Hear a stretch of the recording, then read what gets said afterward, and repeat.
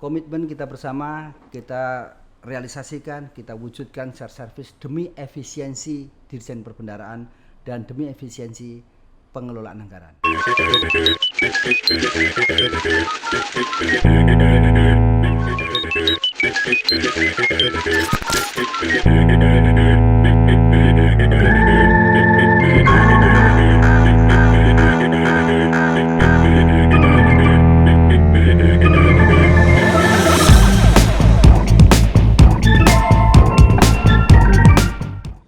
Assalamualaikum warahmatullahi wabarakatuh.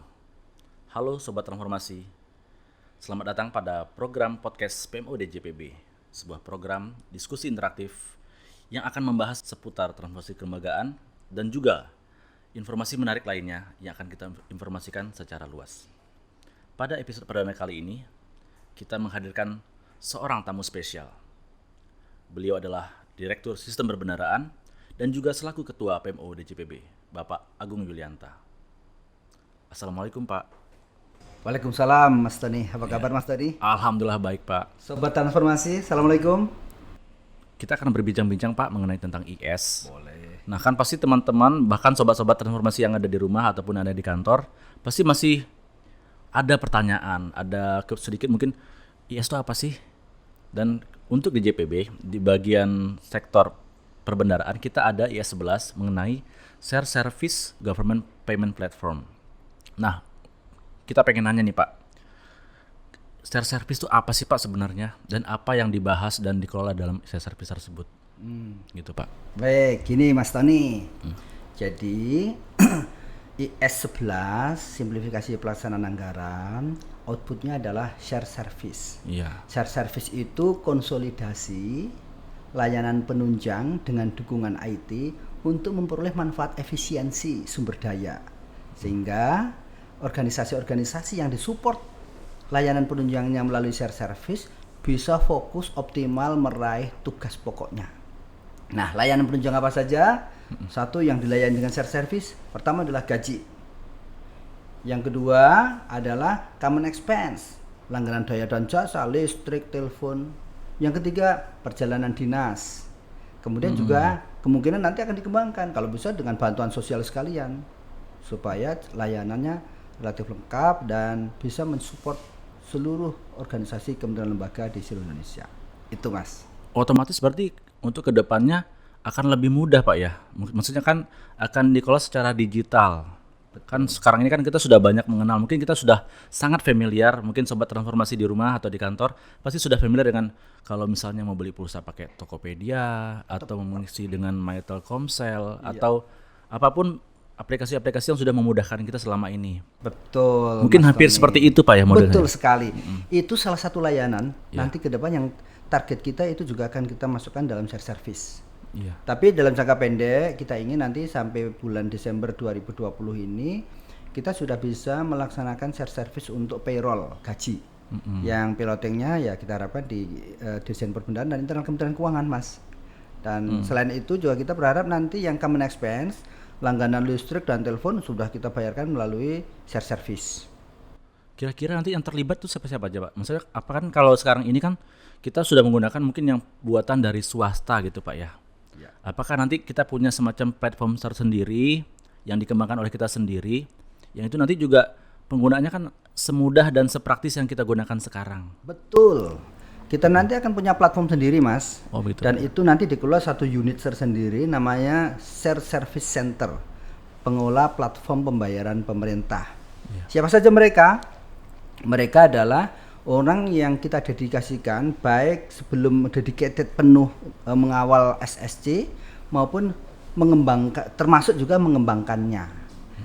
Ada yang fokus untuk mengembangkan produk layanannya, proses bisnisnya, ada yang fokus untuk pengembangan IT-nya, ada yang fokus untuk mengawal operasionalisasi SSC-nya nanti, dan ada yang fokus untuk mengawal kualitas mutunya, kepatuhannya, dan pengendaliannya.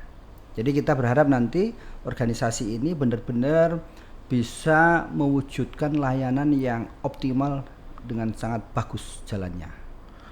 Nah kira-kira itu pros dan consnya dibandingkan yang kondisi saat ini dengan yang akan kondisi yang seperti apanya nanti itu seperti apa Pak? Maksudnya kan sekarang saja kan kita masih menemukan kayak kesalahan, baik dari sisi pelaporan gitu Pak. Betul. Padahal kita masih membandingkan antara masih ada data source dokumennya kita bandingkan. Nah, nanti semuanya kan sudah beralih semuanya ke digital. Ya. Pasti ada pros dan cons-nya gitu Pak. Betul Itu Mas bagaimana? Tony. Jadi Mas Tony, ketika nanti kita implementasikan share service, layanan semua disupport dengan digital.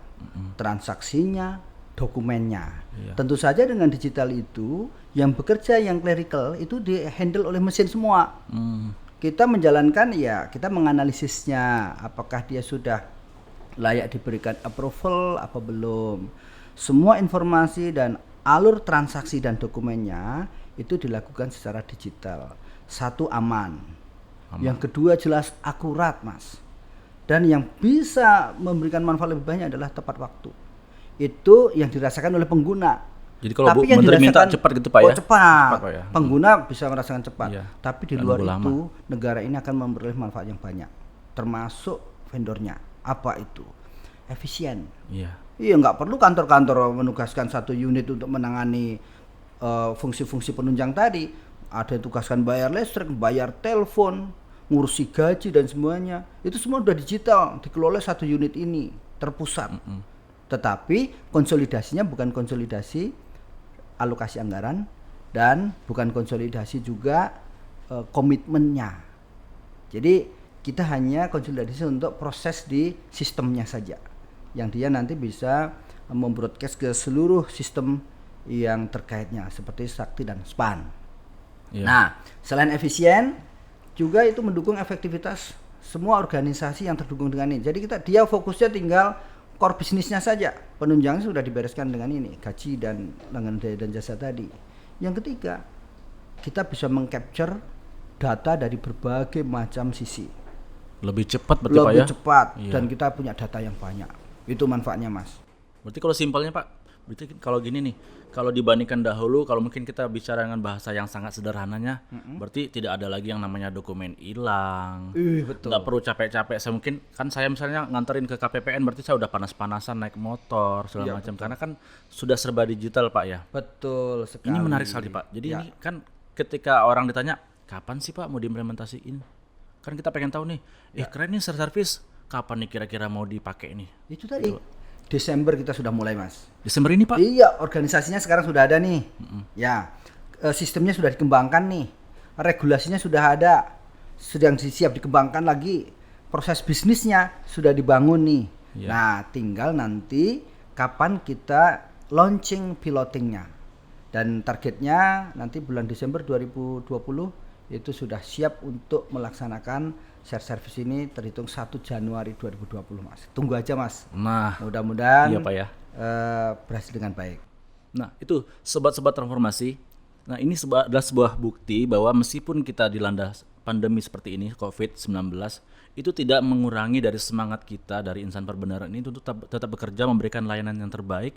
Bahkan kita sudah menyiapkan hal yang besar untuk negeri ini Pak ya. Betul. Dengan adanya share service ini Ya. yang akan diimplementasikan insya Allah Desember 2020. Oke. Nah, mungkin sangat menarik. Saya yakin ini pasti akan banyak sekali pertanyaan dari sobat-sobat transformasi yang ada dimanapun di Nusantara ini. Nah, cuman karena ini masih episode yang pertama Pak, pasti teman-teman pasti bakal menunggu nanti ada episode-episode selanjutnya dengan topik-topik yang akan kita bahas lagi selanjutnya di program podcast DJPB ini. Cuma mungkin masalah waktu juga Pak ya. Kalau saya sih masih pengen ngobrol lebih lama nih sama Pak Agung.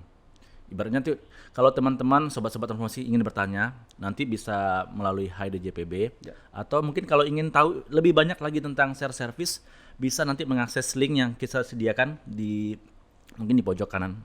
Nanti kita sediakan akun-akun dari sosial media PMO DJPB. Bapak Agung, terima kasih banyak atas kesempatannya. Terima kasih Mas Tony. Ya. Sobat transformasi semuanya terima kasih. Komitmen kita bersama, kita realisasikan, kita wujudkan share service demi efisiensi dirjen perbendaharaan dan demi efisiensi pengelolaan anggaran. Terima kasih. Ya, terima kasih Pak. Ya. Dan saya dari Tony dari PMO DJPB juga sebagai akhir kata sesuai dengan pesan Ibu Menteri, jangan pernah lelah untuk mencintai negeri ini. Oke. Salam transformasi kelembagaan, berubah butuh nyali. Berubah butuh nyali.